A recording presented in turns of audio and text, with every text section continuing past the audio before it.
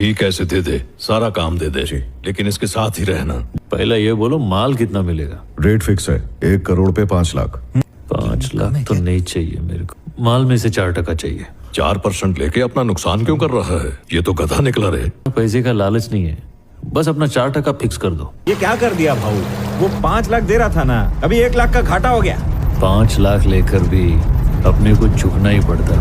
अभी 4% लिया ना तो अपन पार्टनर बन गया।